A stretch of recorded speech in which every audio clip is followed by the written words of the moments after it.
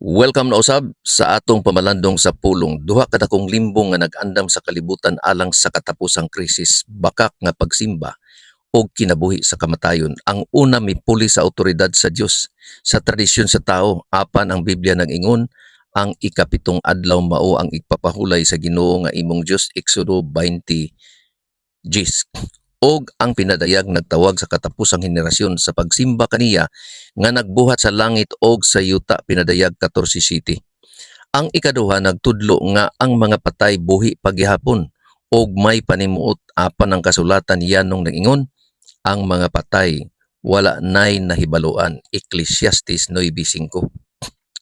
Ang pagka-immortal dili usa ka butang nga natural nga nag-angkon sa tao, kini gihatag sa pagkabanhaw sa dihang kini nga kamatayon kinahanglan magsulob og pagka-immortal. 1 Corinto 15:52-53. Importante kini tungod kay kung ang mga tao nagtuo nga ang mga patay makasulti, sila andam alang sa espiritismo. Ang pagpakita o mga apparitions, mga pananaawon o mga mensahe nga nag-angkon nga gikan sa namatay nga mga minahal, dili ang mga patay nga namalik.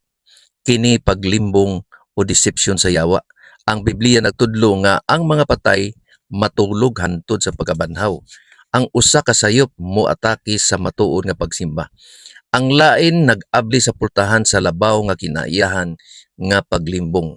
Ang katawhan sa Dios dili magpagiya sa tradisyon, emosyon, kahadlok o wakak nga mga katingalahan. Mubarog sila sa kasulatan. Ani ang nagtuman sa mga sugo sa Dios o pagtuon ni Hesus. Pinadayag 14:12.